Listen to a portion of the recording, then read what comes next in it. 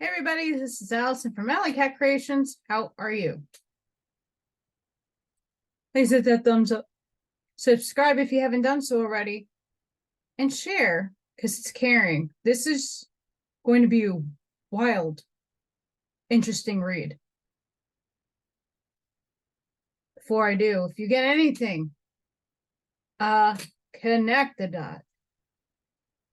An epiphany. A mind-blowing moment. A mushroom cloud moment. A new book to read. A new author to explore. Please consider supporting my work. All the links will be in the description box below. The reason why I'm wearing my fancy rounding, it's not evil, it's obsidian and tourmaline protection headband, whatever you want to call it.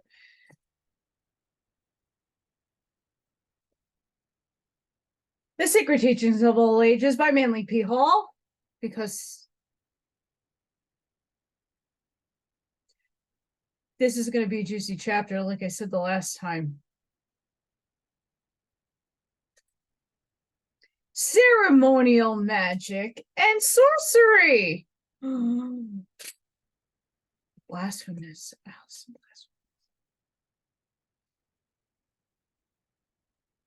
Let's see what Manly Hall's take on the Baphomet, really, what he talks about. Let's see. And just going to preface this real quick.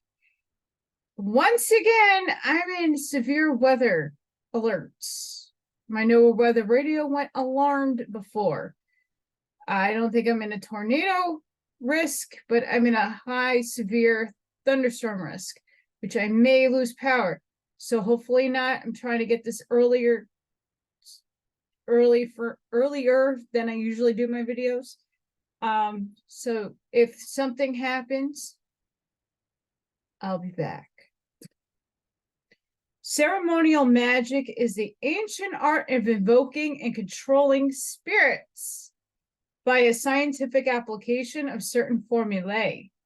A magician enveloped in sanctified vestments and carrying a wand inscribed with hieroglyphic figures could, by the power vested in certain words and symbols, control the invisible inhabitants of the elements and of the astral world. While the elaborate ceremonial magic of antiquity was not necessarily evil, there arose from its perversion several false schools of sorcery or black magic. Egypt, a great center of learning and a birthplace of many arts and sciences, furnished an ideal environment for transcendental experimentation. Here, the black magicians of Atlantis continued to exercise their superhuman powers until they had completely undermined and corrupted the morals of the primitive mysteries by establishing a sacerdotal caste. They usurped the position formerly occupied by initiates and seized the reins of spiritual government. Thus, black magic dictated the state religion and paralyzed the intellectual and spiritual activities of the individual by demanding his complete and unhesitating acquiescence in the dogma formulated by the priestcraft. The pharaoh became a puppet in the hands of the Scarlet Council, a committee of arch-sorcerers elevated to power by the priesthood. These sorcerers then began the systematic destruction of all keys to ancient wisdom so that none might have access to the knowledge necessary to reach adeptship without first becoming one of their order. They mutilated the rituals of the mysteries while professing to preserve them so that even through the neophyte passed through the degrees he could not secure the knowledge to which he was entitled. Idolatry was introduced by encouraging the worship of images, which in the beginning the wise had erected solely as symbols for study and meditation. False interpretations were given to the emblems and figures of the mysteries, and elaborate theologies were created to confuse the minds of their devotees. The masses, deprived of their birthright of understanding and groveling in ignorance, eventually became the abject slaves of the spiritual impostors. Superstition universally prevailed, and the Black magicians completely dominated national affairs, with the result that humanity still suffers from the sophistries of the priestcrafts of Atlantis and Egypt.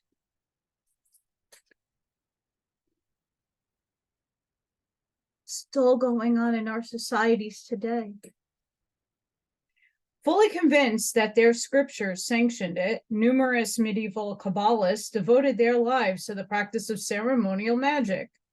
The transcendentalism of Kabbalists is founded upon the ancient and magical formula of King Solomon, who has long been considered by the Jews as the prince of ceremonial magicians. Among the Kabbalists of the Middle Ages were a great number of Black magicians who strayed from the noble concept of Sefer Yetzirah and became enmeshed in demonism and witchcraft. They sought to substitute magic mirrors, consecrate daggers, and circles spread around posts of coffin nails for the living of the various life, which, without the assistance of complicated rituals of submundane creatures, unfailingly brings man to the state of true individual completion. Those who sought to control elemental spirits through ceremonial magic did so largely with the hope of securing from the invisible worlds either rare knowledge or supernatural power. The little red demon of Napoleon Bonaparte and the infamous ocular heads of de Medici are examples of the disastrous results of permitting elemental beings to dictate the course of human procedure. While the learned and godlike demon of Socrates seems to have been an exception, this really proves that the intellectual and moral status of the magician has much to do with the type of elemental he is capable of invoking.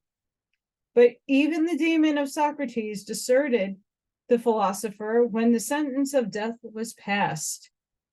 Transcendentalism and all forms of phenomenalistic magic are but blind alleys, outgrowths of Atlantean sorcery, and those who forsake the straight path of philosophy to wander therein almost invariably fall victims to their imprudence. Man, incapable of controlling his own appetites, is not equal to the task of governing the fiery and tempestuous elemental spirits. Many a magician has lost his life as a result of opening a way whereby submundane creatures could become active participants in his affairs. When Ephesius Levi invoked the spirit of Apollonius of Tyana, what did he hope to accomplish?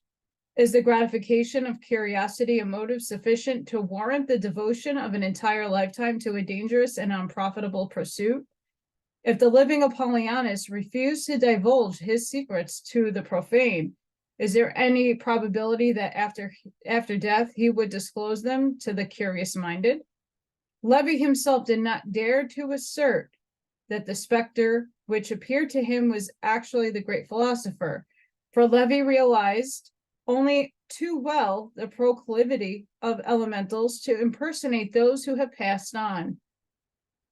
The majority of modern mediumistic apparitions are but elemental creatures masquerading through bodies composed of thought substance supplied by the very persons desiring to behold these wraths of decarnate beings. Pausing there. Yesterday's Realms of the Living Dead finish that book, but in the last part, the Dr. Curtis was talking amongst people in the psychology department. I have to put my bug zapper on. And basically was saying very similar things without inscribing black magic, saying that people materialize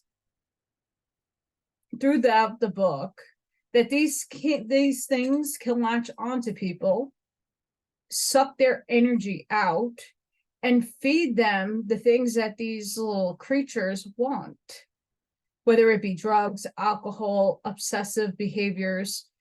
These little disincarnate things can control people if you allow those things to happen to yourself, if you're not protecting your energy.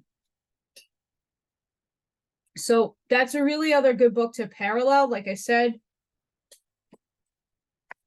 this is the next book I'm going to read from them, but the Curtises are mind-blowing, and their work really parallels and corresponds with Manly P. Hole. Back to the book. The theory and practice of black magic. So if there's anything here that could possibly, I will not attempt to read anything that is a prayer or anything of the dark magic arts. No, thank you. So if there's anything here that I will skip, just putting that little tidbit out there. Some understanding of the intricate theory and practice of ceremonial magic may be derived from a brief consideration of its underlying premises. First, the visible universe has an invisible counterpart, truth. The higher planes of which are peopled by good and beautiful spirits, the lower planes, dark and foreboding, are the habitations of evil spirits and demons under the leadership of the falling angel and his 10 princes. Possible. Second, by means of the secret processes of ceremonial magic, it is possible to contract these individual creatures and gain their help in some human undertaking. Good spirits willingly lend their assistance to any worthy enterprise, but the evil spirits serve only those who live to pervert and destroy. Third, it is possible to make contracts with spirits whereby the magician becomes, for a stipulated time, the master of an elemental being. Fourth, true black magic is performed with the aid of a demonical spirit who serves the sorcerer for the length of his earthly life, with the understanding that after death the magician shall become the servant of his demon. For this reason, a black magician will go to inconceivable ends to prolong his physical life, since there is nothing for him beyond the grave. Pause.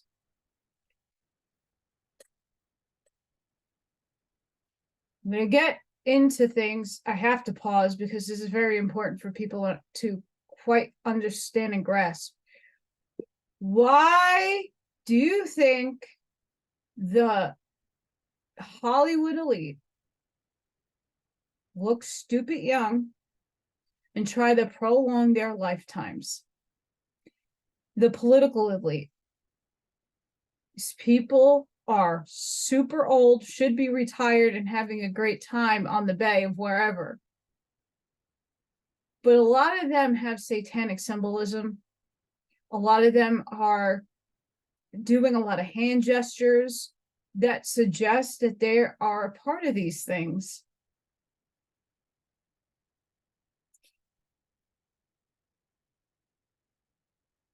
No wonder why they don't want to die. They have to be servants, which should be only fair for what they're doing to people here. The most dangerous form of black magic is the scientific perversion of occult power for the gratification of personal desire. It is less complex and more universal form is human selfishness. For human selfishness is the fundamental cause of all worldly evil. A man will barter his eternal soul for temporal power and down through the ages as mysterious process has been evolved, which actually enables him to make this exchange. In its various branches, the black art includes nearly all forms of ceremonial magic, necromancy, witchcraft, sorcery, and vampirism. Under the same general heading are also included mesmerisms and hypnotism, except when used solely for medical purposes, and even then there is an element of risk for all concerned. Though the demonism of the Middle Ages seems to have disappeared, there is abundant evidence that in many forms of modern thought, especially the so-called prosperity psychology, willpower building, metaphysics, and systems of high pressure salesmanship, black magic has merely passed through a metamorphosis, and although its name be changed, its nature remains the same. A well-known magician of the Middle Ages was Dr. Johannes Faustus, more commonly known as Dr. Faust.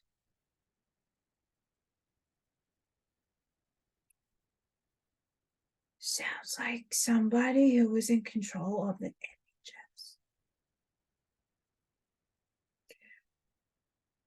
Just saying. By a study of magical writings, he was enabled to bind to his service an elemental who served him for many years in various capacities. Strange legends are told concerning the magical powers possessed by Dr. Faust. Upon one occasion, the philosopher, being apparently in a playful mood, threw his mantle over a number of eggs in a market woman's basket, causing them to hatch instantly. At another time, having fallen overboard from a small boat, he was picked up and returned to the craft with his clothes still dry. But like nearly all other magicians, Dr. Faust came at length to disaster. He was found one morning with a knife in his back, and it was commonly believed that his familiar spirit had murdered him. Although Goethe's Dr. Faust is generally regarded a merely fictional character, this old magician actually lived during the 16th century. Dr. Faust wrote a book describing his experience with spirits, a section of which is reprinted below. Dr. Faust must not be confused with Johann Faust, the printer.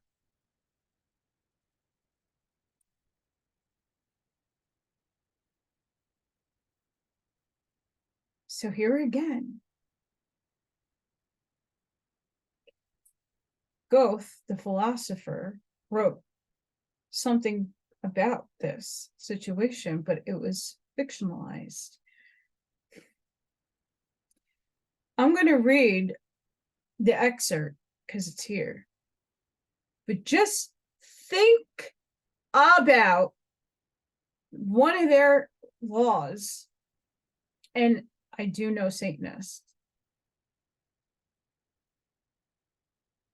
Their law is they have to tell you the truth. It just is through fiction or through lying and having a truth in the lie. So it's not necessarily a white lie. They're telling you, it just seems so fantastical and so what the wackadoo that you won't believe it anyway. Even if they did tell you, you're not believing it because it sounds too good to be true kind of deal, when in fact it's true. And a lot of it's hidden in symbolism, allegories. So just be aware of those things. And a lot of us know about these things already, but for those of you who are just learning. Extract from the book of Dr. Faust Wittenberg, 1520. An abridged translation from the original German of a book ordered destroyed. From my youth, I followed art and science and was tireless in my readings of books.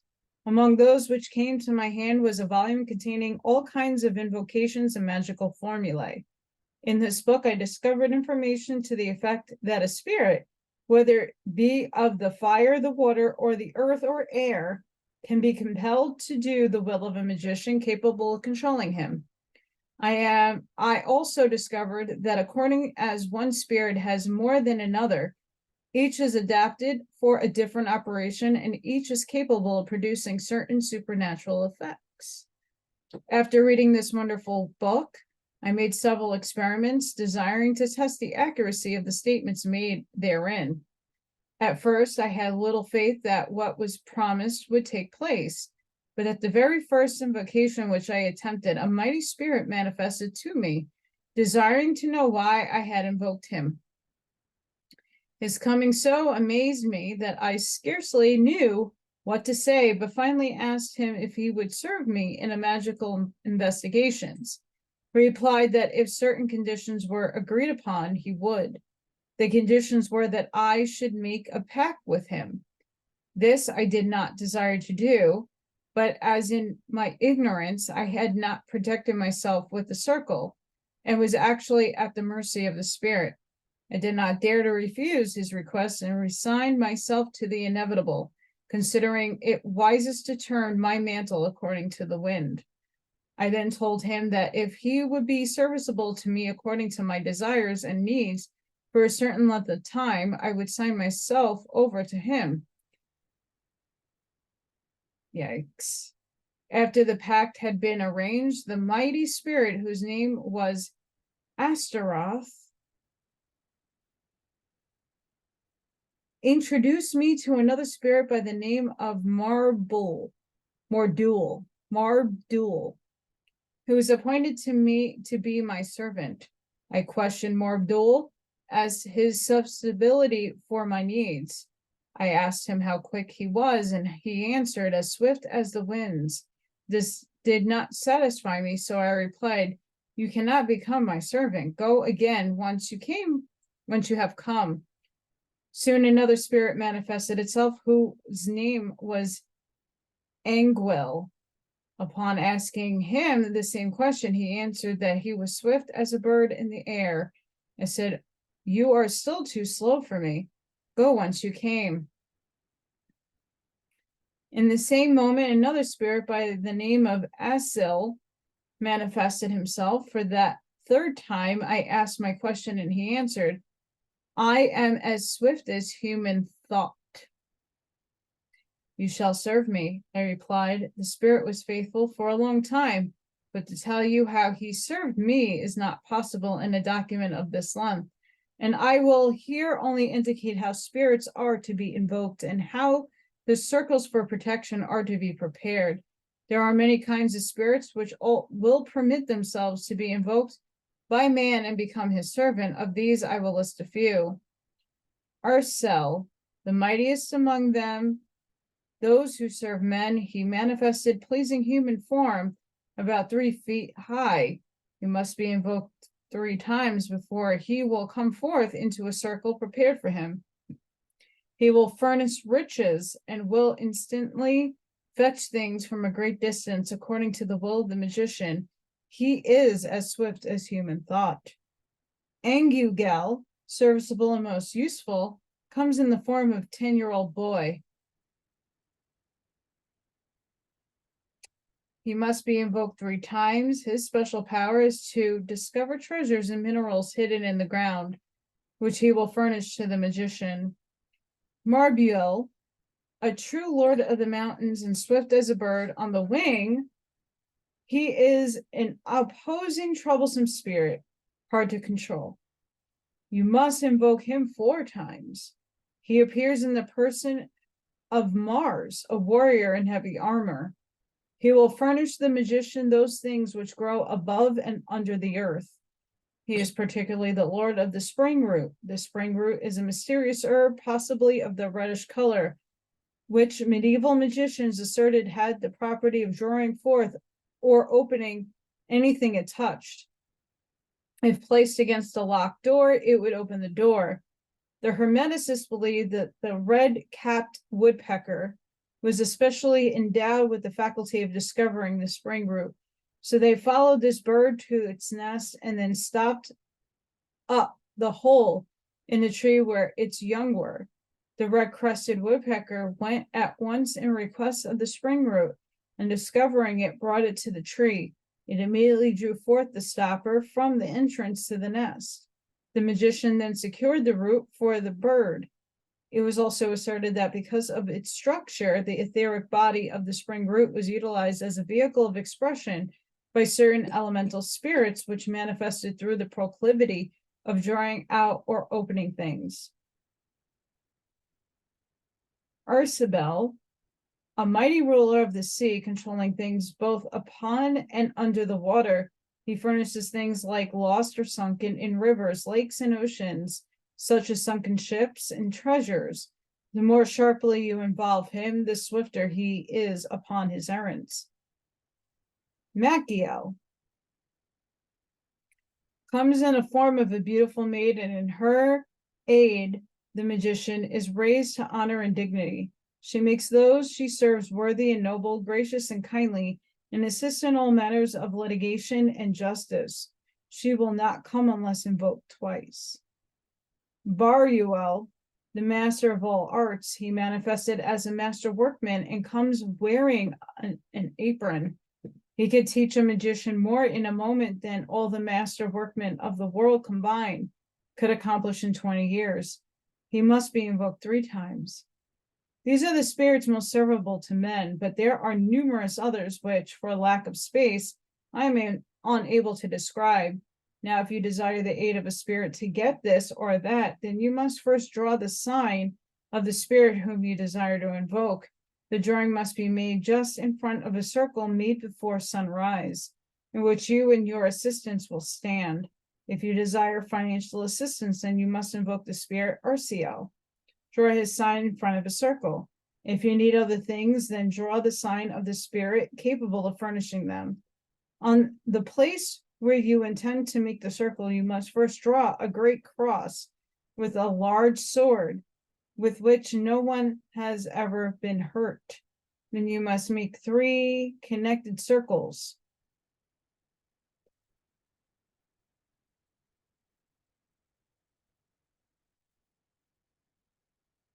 Interesting shit.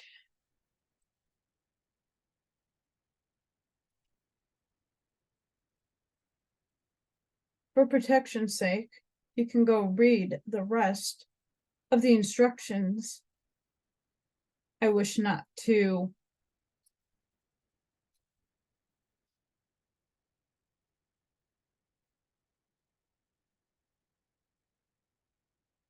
you're interested in doing that, you go for it.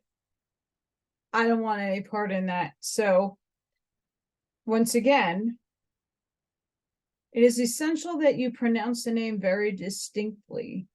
You must also note the day and the hour, for each spirit can only be invoked at certain times. Very picky. While the black magician, at the time of signing his pact with the elemental demon, may be fully convinced that he is strong enough to control indefinitely the powers placed at his disposal, he is speedily under-deceived. Before many years elapse, he must turn all his energies to the problem of self-preservation, a world of horrors to which he is attuned himself by his own cowardice, looms nearer every day until he exists upon the edge of a seething maelstrom, expecting momentarily to be sucked down into a turbid depths, afraid to die because he will become the servant of his own demon. The magician commits crime after crime to prolong his wretched earthly existence. Realizing that life is maintained by the aid of the mysterious universal life force, which is the common property of all creatures, the black magician often becomes an occult vampire, stealing this energy from others. According to medieval superstition, black magicians turn themselves into werewolves and roam the earth at night, attacking defenseless victims for the life force contained in their blood.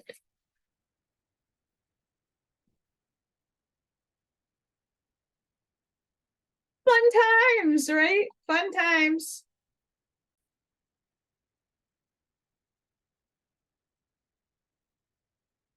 There's a section in here I refuse to read and not pondering to look too much into it.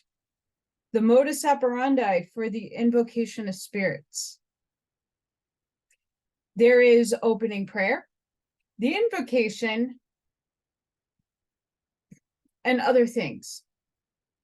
This is on page 274.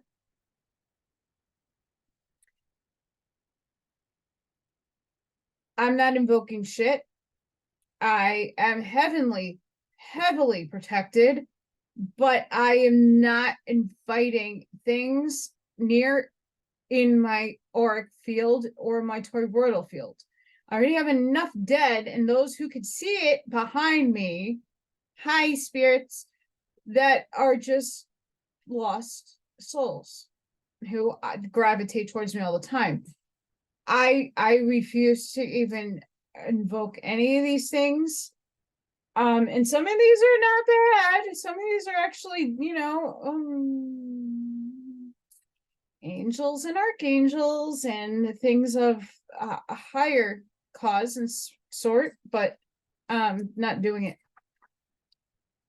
So we're just going to skip that section. I do apologize for those of you, but you can go get the book and read that section if you would like to tamper with things of that nature. And it's not because Manly P. Hole is writing these things down so that you invoke these things. He's just giving an example of what these things can do. And there's names given here. And a lot of this stuff is like, it's not ball, tell you that much. There is some Elohim in here, which yeah.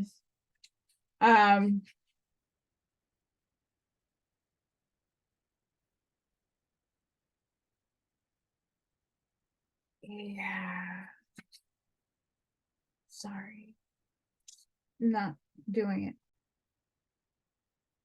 License to depart. For as much as thou comest in peace and quietness, and hast answered unto my petition, I give humble and heartily thanks unto Almighty God, in whose name I called, and thou camest, and now thou mayest depart in peace until thy orders, and return unto me again, at what time soever I shall call thee by thy oath, or by the name, or thy order, or thy office, which is granted thee from the Creator.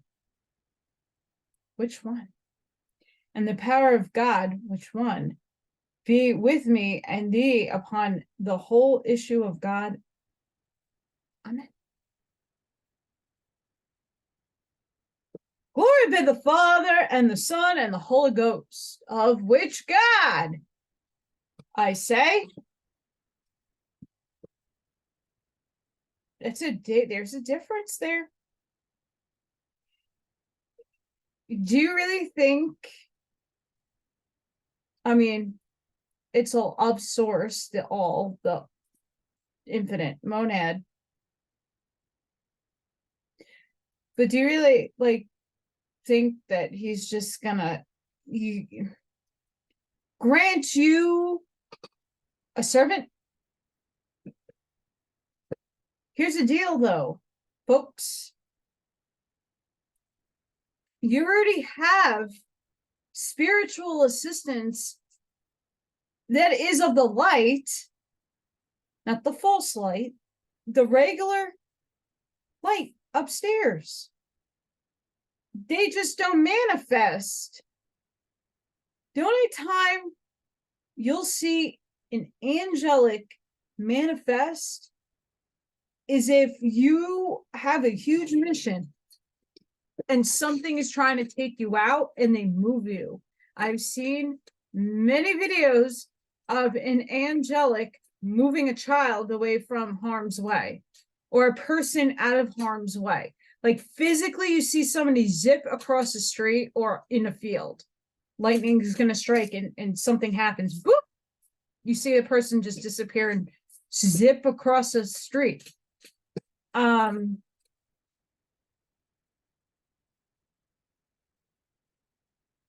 I've seen that. there's plenty of videos out there, and I'm sure half of them might be on TikTok by now, but this is going back on YouTube back in the day. I'm saying that because people who are delving into the darker elements, you're what God are you serving? Again, you have angels, you have guardian angels, you have running angels, you have archangels, you have ascended masters, you have your ancestors, you have your parent or people that were in your family. These are all people that you can ask, call upon. But here's the deal, though. You made a contract, you did, before you even got here, with Source itself, with the infinite monad. Why? Because God needed to have experiences through you. So if things are supposed to be, they're going to happen regardless. But you can ask for assistance. And if they can and make, the angels will do it. But they're not going to get you treasure. They're not going, they're going to put you into positions and put people in your path to help you. They're not going to manifest money in your hand. They're not going to take over the will of someone else because you're in love with them and you want them and you think they're the best thing for you since sliced bread. And they're horrible people. You don't know. You already have assistance from upstairs of the light. Why you would want to sign your eternal soul away? Because you want more material fun now? Let's just be real. You wrote your script. You wrote what you wanted in this life to happen. And once you can come to terms with that yeah, some people signed into their contract that they're going to have a life of wealth and beautiful memories and beautiful trips all over the world and have all these like awesome, expensive shit. That's what they wrote in for themselves. Most of us wrote in a very under the radar kind of life, just making it with trials and tribulations and tests just to build our soul growth up. I'm just throwing this in, and I know it's not a part of the book, but the book is almost done, this section, because I skipped a whole bunch, and I do apologize, but I refrain from speaking things that I don't want in my area. Don't care how much sage I have, I don't care. I'm just not doing it. You can read it for yourself. Note: it would be advisable for the invocant to remain in the circle for a few minutes after reciting the license, and if the place of operation be in open air, let him destroy all traces of the circle and return quietly to his home. But should the operation be performed in a retired part of a house, the circle may remain as it might serve in a like future operation, but the room or building must be locked up to avoid intrusion of strangers.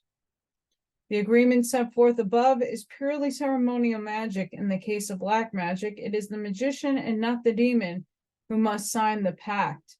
When the black magician binds an elemental to his service, a battle of wits ensues, which the demon eventually wins. With his own blood, the magician signs the pact between himself and the demon. For the archeum of magic is declared that he controls the soul who controls the blood of another. As long as the magician does not fail, the elemental will fulfill to the letter his obligation under the pact, but the demon will try in every possible way to prevent the magician from carrying out his part of the contract. When the conjurer ensconced within his circle He invoked the spirit he desires to control and has made known his intention. The spirit will answer somewhat as follows: I cannot accede to your request nor fulfill it, unless after 50 years you give yourself to me, body and soul, to do as I may please. If the magician refuses, other terms will be discussed. The spirit may say, I will remain in your service as long as on every Friday morning you go forth upon the public street giving alms in the name of Lucifer. The first time you fail in this, you belong to me. The magician still refuses, realizing that the demon will make it impossible for him to fulfill his contract. Other terms will be discussed until at last a pact is agreed upon. It may read as follows: I hereby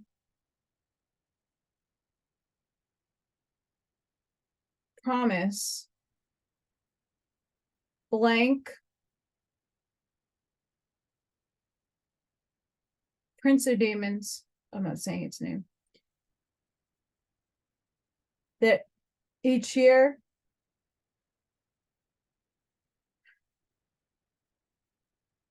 a sacrifice of a human soul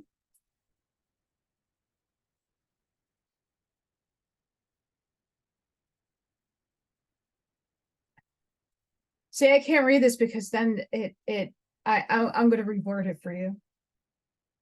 In return of the demon will serve and bestow treasures of the earth and fulfill the desire for the length of nature of life.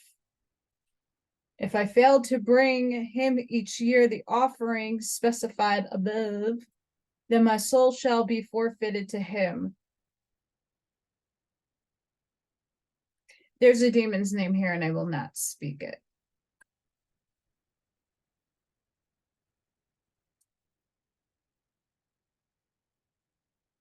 I was actually warned about this, so good thing I'm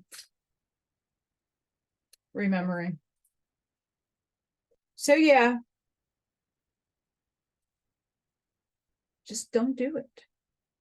And if you have this book, skip these parts.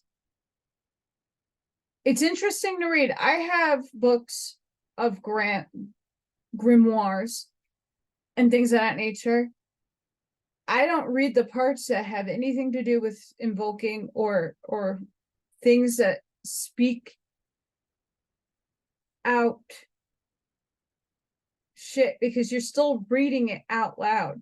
You're still saying why I won't read what was on the other pages and why I refuse to read the name of the demon. Just know it's a demon. You don't want to give it any kind of energy or power. It's moving on. The pentagram. In symbolism, an inverted figure always signifies a perverted power. The average person does not even suspect the occult proprieties of emblematic pentacles. On this subject, the great Torcilius has written, no doubt many will scoff at the seals, their characters, and their uses, which are described in these books because it seemed incredible to them that metals and characters which are dead should have any effect, yet no one has ever proved that the metals and also the characters as we know them are dead. For the salt, sulfur, and quintessence of metals are the highest preservatives of human life and are superior to all their examples. The black magician cannot use the symbols of white magic without bringing down upon himself the forces of white magic, which would be fatal to his schemes. He must therefore distort the hieroglyphs so that there typify the occult fact that he himself is distorting the principles for which the symbols stand. Black magic is not a fundamental art. It is the misuse of art. Therefore, it has no symbols of its own. It merely takes the emblematic figures of white magic by inverting and reversing them, signifies that it's left-handed. A good instance of this practice is found in the pentagram, or five-pointed star, made of the 5 connected lines. This figure is time-honored symbol of a magical arts and signifies the 5 properties of the great magical agent, the 5 senses of man, the 5 elements of nature, the 5 extremities of the human body. By no means of the pentagram within his own soul, man not only may master and govern all creatures inferior to himself, but he may demand consideration at the hands of those superior to himself. The pentagram is used extensively in black magic, but when so used, its form always differs in 1 or 3 ways. The star may be broken at one point by not permitting the converging lines to touch. It may be inverted by having 1 point down and 2 up, or it may be distorted by having the points of varying lengths. When used in black magic, the pentagram is called the sign of the cloven hoof, or the footprint of the devil. The star with 2 points upward is also called the goat of Mendes, because the inverted star is the same shape as a goat's head. When the upright star turns and the upper point falls to the bottom, it signifies the fall of the morning star. And that ends this little portion of ceremonial magic and sorcery. Next, the elements and their inhabitants, which the gnomes, the undines. I actually just read this portion in one of his other books, and it's really good. But I'll save that for the next time. Still a really good book, and once again, guys,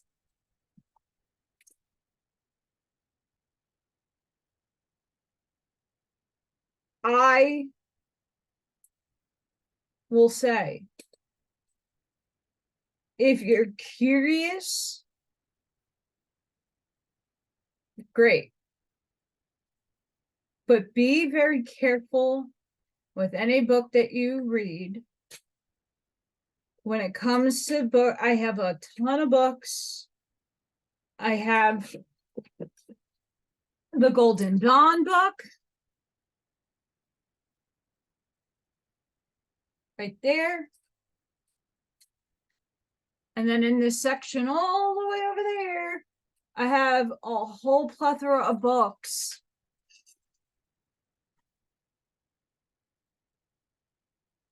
with stuff that, yeah, it's good to have as a reference, as a research tool, to know when people are saying or doing or invoking things that they should not be. So for me, having that stuff is pretty okay, but I don't read it out loud, and I don't really necessarily read it at all. That's just me. As gothic as I might be, and as scary as some people might say I am of the light. I service God, the all, infinite intelligence, the grandest consciousness, the monad, whatever you want to call it, the all. That's what I serve. I don't choose to serve lower vibratory states of existence. And what was in that section was very low in vibratory rating. And it also gives names. I don't do names often. Not invoking anything. I don't consent to anything evil either around me. So I'm going to leave that there. Interesting, to say the least.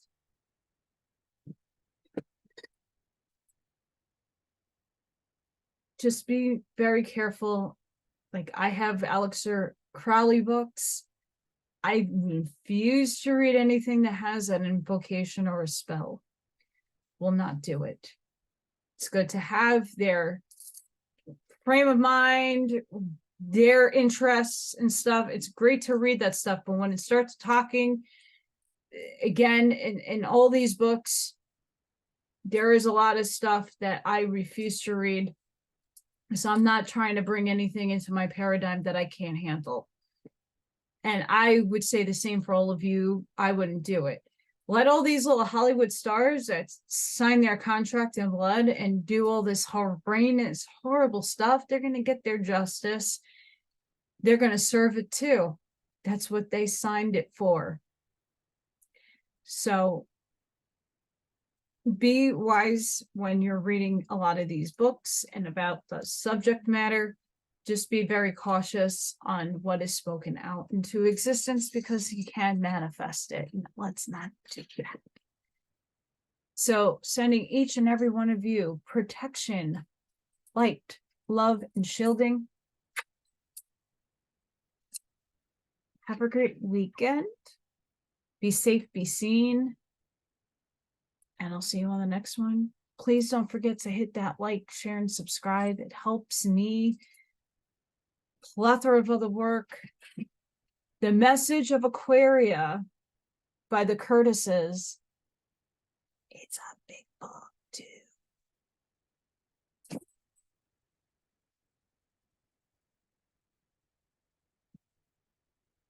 What do you think it could be about? The Age of Aquarius. Here we are, Age of Aquarius almost. Who knows? This is really good. So that's the next book I'm going to start. Really excited for it. And for those of you who are interested, I am doing some research on Melchizedek. I did read a Manly P. Hall book about the fire of Melchizedek. It's a really good book. I have another one over there that I have to go look at, see if I can read it. A lot of these books you can't read outright. I have to take notes, which takes a little bit longer. So stay tuned. Okay, guys, until the next one.